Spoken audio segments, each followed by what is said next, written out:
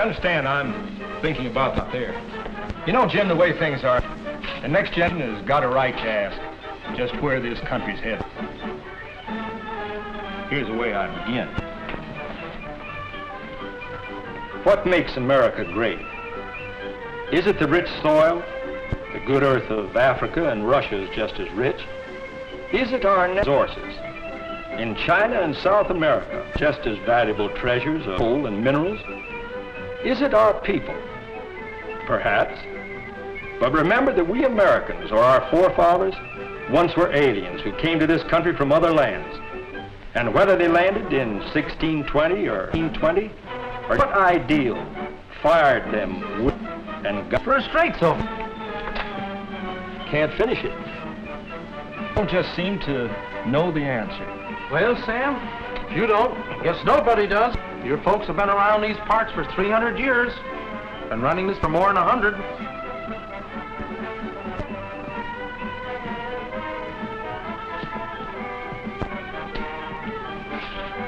Maybe the answer is right there. Say that it contains 1 million square miles, and that in its vast area are rocks and rills, woods and templed hills, lofty mountains that raise their peaks above the plain. The Rockies and the Appalachians, the Adirondacks and the Alleghenies, the Sierra Madres and the Catskills. There are the 5 Great Lakes. There are rushing rivers, the Mississippi and the Missouri, the Ohio and the Columbia, the Susquehanna and the Sacramento, the Potomac and the Delaware, the Hudson and the Arkansas, the Cumberland and the James. Within its borders, the temperature ranges from 40 degrees below zero in the north to 120 degrees above in the south. But it takes more than weather and land to make a country great. It takes more than just space. Why, our good neighbor Brazil is bigger than we are, and so is the Dominion of Canada. On the other side of the world, more than 1 million square states, and Russia is nearly 3 times bigger. No, it can't be the richness of the soil, the bounty of our natural resources. It must be that America was made great by Americans. Yes, we are great because of our people, the little people and the big people, the 135 million of us who make up this mighty nation. The Greeks have a word, demos, that means the people. From it we get our word democracy, government by the people. Freedom, that is what our forefathers wanted. Of course, there are forms of government, such as plutocracy, meaning government by the plutocrats or the very rich. They didn't want that, and we don't want it either. There's autocracy, government by autocrats or dictators, and we certainly don't want that at any price. And there's bureaucracy, which is government by bureaus or departments, and we're not going to trade democracy for that either, that's sure. No, sir. This country belongs to the people, the American people. From the beginning, we got along pretty well with that system, and we're not going to change it now. We'll stick with the sure thing that gives all of us an equal chance. Article 1 of the Bill of Rights. Congress shall make no law abridging. In this democracy, a free press is guaranteed under the Constitution. And we Americans will always resist the enemy who would curtail that freedom. Periodicals and books circulate throughout the country, carrying the stimulating stream of fact and fiction, of comment and opinion, so all may read and thus understand the world they live in. Article 1 of the Bill of Rights. Congress shall make no law abridging the freedom of speech or the right of the people to assemble peaceably. Any enemy that denies to a man or a minority the right to speak according to the dictates of his conscience and his convictions. In this debate, I'm reminded of a famous sentence that hangs on the wall in my office. It says, "I wholly disapprove of what you say, but I will defend to the death your right to say it." That's the way it always has been here in America. That's the way it always will be. Article 1 of the Bill of Rights. Congress shall make no law respecting an establishment of religion or prohibiting the free exercise thereof. The Pilgrims who landed on the stern and rock-bound coast of New England in 1620 came in search of religious freedom. They wrote in the compact signed in the cabin of the Mayflower that the perilous journey was undertaken for the glory of God and advancement of the Christian faith. And so steadfast are we today in that same belief that every coin minted by the United States bears this confession of faith. In God we trust. In the day of persecution, when godless enemies would destroy the church and the believer has no place to lay his head, in that day shines more brightly the torch of liberty, a beacon and a blessing, the symbol of freedom. In the short period of 150 years, the average life of an American has almost doubled. Back in the early days, the average lifespan was only 35 years. By the turn of the century, it had increased to 49 years. And by 1940, the average American could look forward to a lifespan of 62 years here in this America of ours, the land of the free. Our youngsters are better fed nowadays. They get more milk, and mothers know about calories and vitamins. We thought that the soldiers of the AEF in the First World War were a husky lot of lads. And 25 years later, our soldiers of the Second World War averaged 2 inches taller and 15 pounds heavier. Along with our increasing knowledge of hygiene and diet have come astounding advances in medicine and surgery. For most of us, the representative of that science is the family physician. Well, you're much better today. I'm so glad. And so are you, young lady. She's just a different child, Doctor. I had no idea that medicine would cure her so quickly. She'll be up and out of doors by the end of the week. You see, we have to work fast to keep ahead of those pesky bugs. Just think, in my time, I've seen the development of X-ray, radiation, diabetes, and more recently, the sulfur drugs, blood plasma, penicillin, to mention only a few. Then, too, industry is stretching out a helping hand to the handicapped, trying to find jobs for our less fortunate fellows, to help make them self-supporting and to keep them self-respecting. Them as we fight are always with us, for their dirt, disease, ignorance, and malnutrition. The battle never ends. Well, anyhow, here was an invasion that we licked. You don't know how grateful we are, Doctor. One of the bulwarks of the American way of life is the public school, so typical of a democracy. There is no place here for the regimentation that teaches children to hate their neighbors and to strive for a world that they will dominate by force. Here, our American teachers wage war against a cruel and powerful enemy, the enemy of intolerance, whether racial or religious or economic. We have no ruling class in the United States and no lower class because 150 years ago, our forefathers, declaring their independence, made a solemn pledge. We hold these truths to be self-evident. We hold these truths to be self-evident. That all men are created equal. That all men are created equal. That they are endowed by their Creator. That they are endowed by their Creator. With certain inalienable rights. With certain inalienable rights. That among these are. That among these are. Life, liberty, and the pursuit of happiness. Life, liberty, and the pursuit of happiness.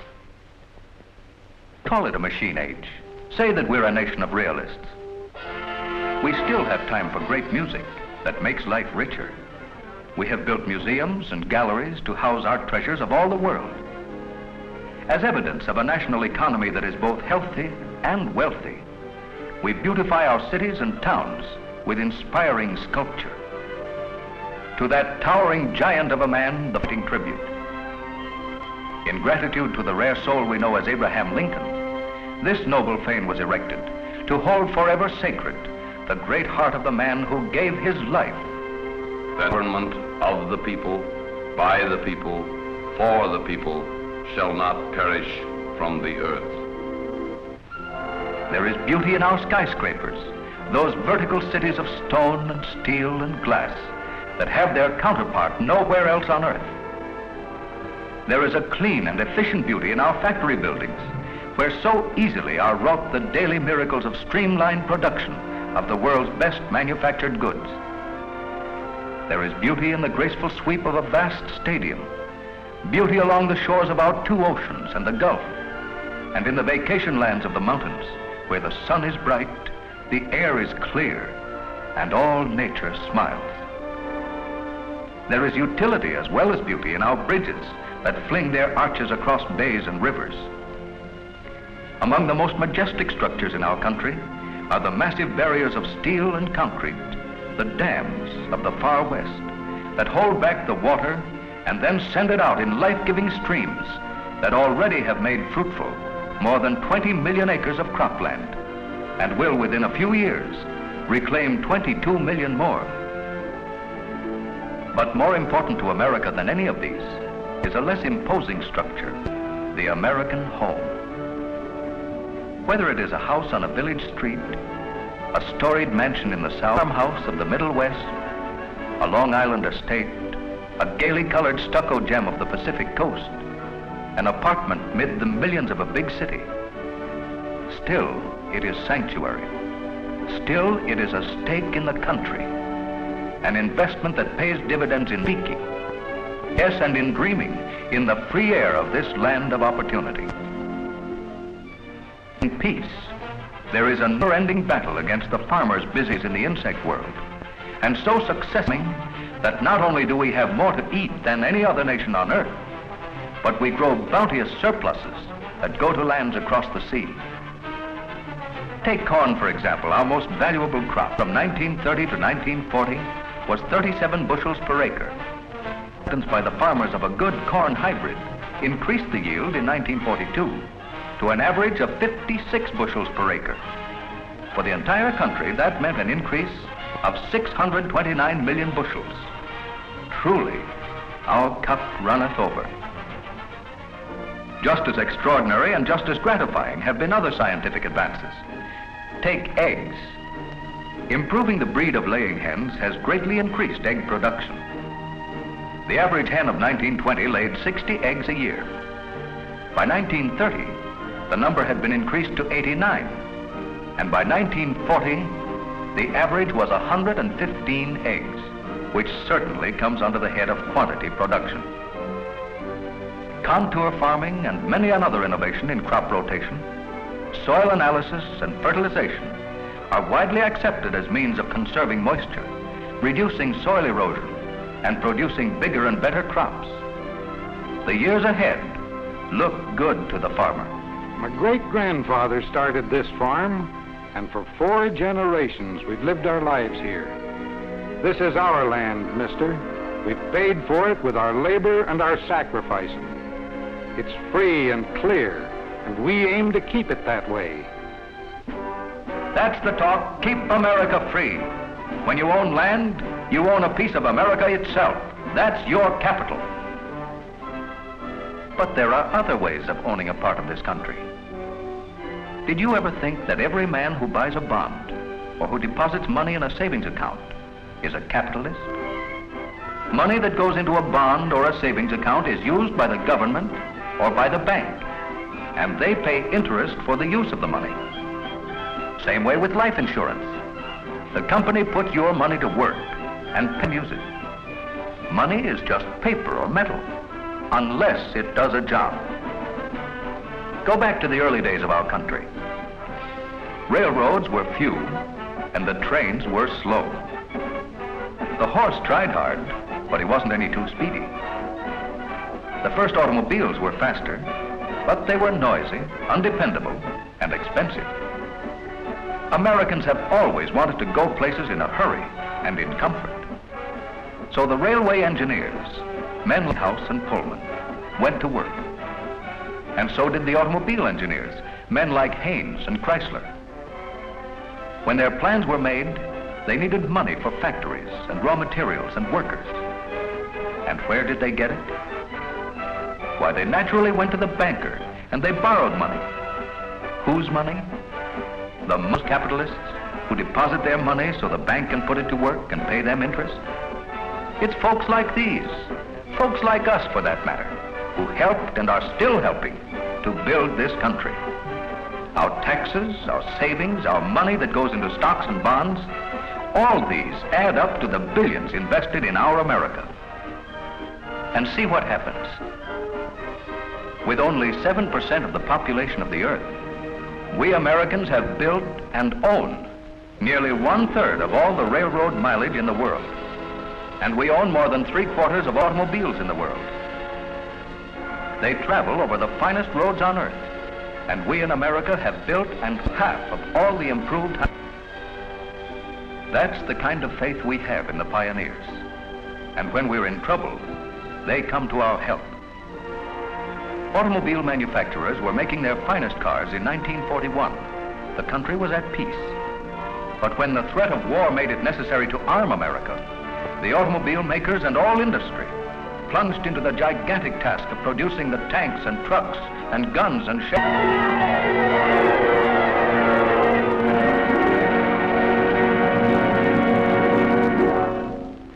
In your editorial, you might list our vast natural resources. Out of the good earth of our country comes the wealth of precious metals. We own 80% of the world's gold, 60% of the silver, 28% of the copper, 27% of the iron ore, and 26% of the lead. The capacity of our steel mills is 92 million tons a year, and the rest of the world produces only 80 million tons. For all the people on earth, there is an average per person of only 3 acres of land for growing things. But here in the United States, we have nearly 6.5 acres of fertile farmland for every man, woman, and child. Almost twice our requirements for food and clothes. And yet, of the Earth's entire area, we constitute no more than a mere 7%. And of the world's population, Americans make up only 6%. In 1840, a man who was as short-sighted as he was sincere proposed an astounding measure designed to save the country thousands of dollars. It is obvious, and I am confident all will concur, that we have exhausted our inventiveness. And because there is nothing further for us Americans to devise and patent, no machine nor contraption that could possibly add to our virtue and well-being, I therefore crave your support of a measure to close the patent office. Close the patent office. And in the next 60 years came inventions that meant jobs for millions of men and women, that meant better living for all the world.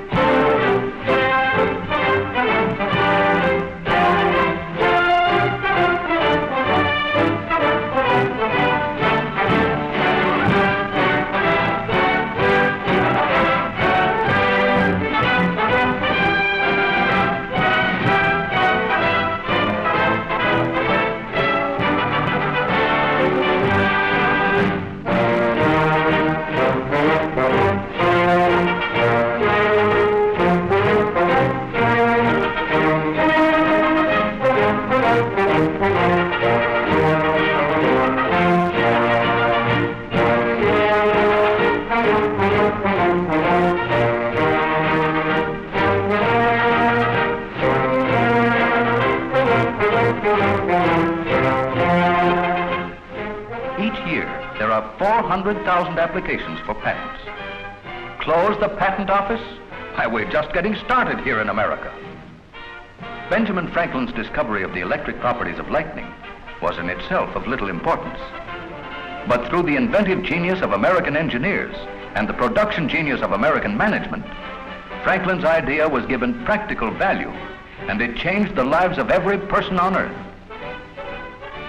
To American homes came the doorbell, the washer, the refrigerator, the range, the iron, and many another work-saving household appliance. To the field of communication came the telegraph, the telephone, the radio, radar, and television, all for the enlightenment of mankind by the dissemination of knowledge. To the field of transportation came the trolley car, the automobile, the bus, the truck, and the airplane, all helping to free us from our environment for the easy exchange of goods and ideas with our neighbors. A kite and a key in a thunderstorm. And the world was changed by men of vision and determination, by Americans.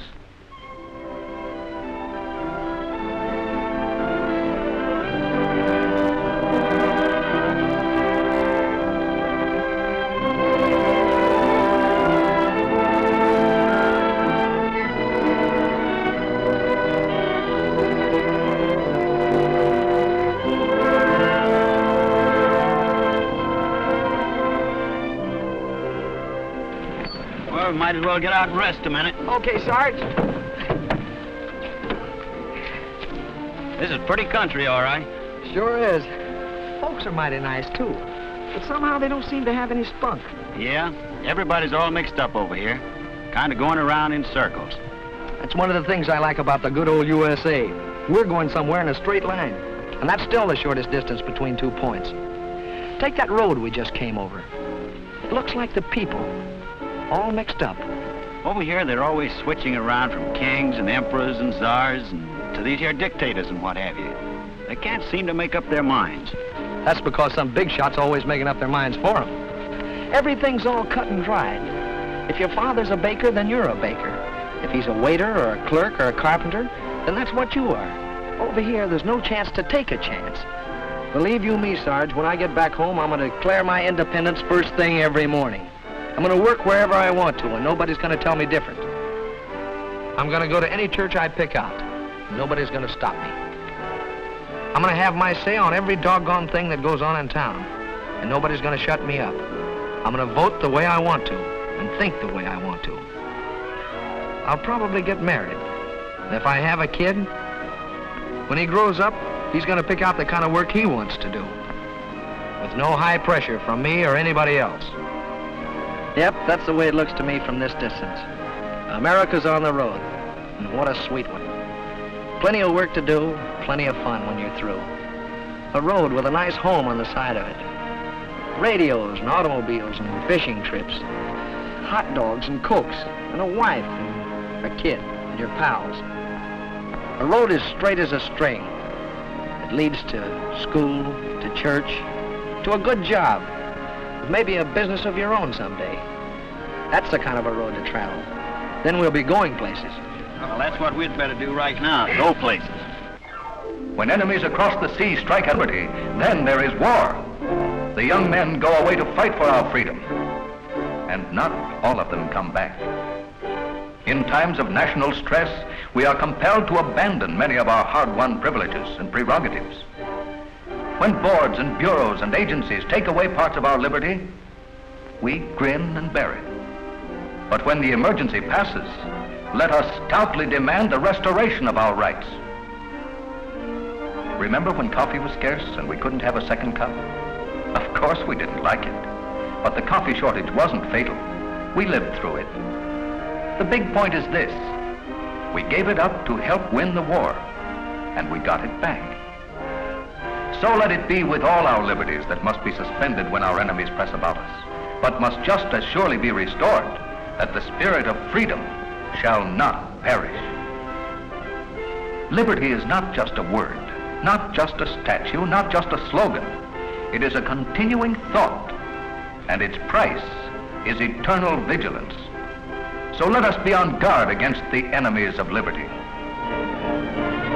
Liberty was the flaming banner that sustained and inspired us on the land, at sea, and in the air, on the beaches, in the jungles, on the deserts, in the mountains, in Africa and Italy, in the Aleutians and the Philippines, at Pearl Harbor and Bataan, in Normandy and New Guinea, in Burma and China. There is part of your editorial on what makes America great, Mr. Editor.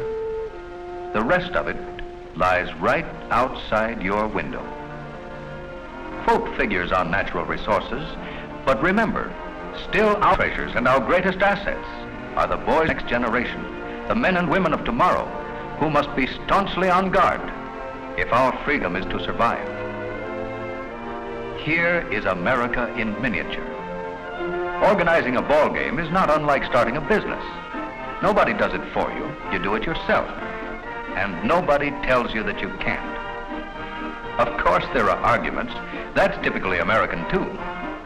But eventually, it seems, we reach some sort of working agreement. Perhaps you grant a point to your competitor, makes a concession to you. That's good sportsmanship. That's American. Bet I can beat you to second base, and off they go. Competition is congenital in America. We're brought up in the tradition of beating the other fellow, fairly and squarely. In the game of life, every boy has an opportunity to take a swing at the ball. In America, you get a chance to take a chance. The farmer's son may feel the urge to fight the good fight for the freedom of the press. Well, one day the editor's chair will need a new occupant. We're going to need doctors and surgeons to heal our bodies. We're going to need inquiring minds to help keep the patent office open and to make new contributions to science and engineering for the service of all the people. Truly, opportunity in America is limited only by the initiative of the individual. Perhaps one of these boys will be moved to spread the word. In God we trust. We want more architects and painters and musicians to uplift us. We need teachers to keep alive in our youth the principles of freedom. We need women nurses and painters and musicians. And always we need good women who are content to make a career in the noble profession of motherhood. The farms are waiting for young men to till the soil. Seat in Congress that's within the power of an American boy or girl. Why, there's even a chair in the House that the American people give to the man who merits it in the judgment of the electorate. Think of the opportunity that awaits these boys and girls. Each is free to select his chosen field, and each knows in his heart that his life can be what he makes it. Equal opportunity for all. That is the cornerstone of the structure of freedom. Liberty is deep-rooted in all our sacred traditions. It guarantees decent, peaceful living and work well rewarded to all men of good will. And it reaches up and up into the light of a better day. We, the people of the United States, in order to form a more perfect union, establish justice, ensure domestic tranquility, provide for the common defense, promote the general welfare, and ensure the blessings of liberty to ourselves and our posterity, do ordain and establish this Constitution for the United States of America.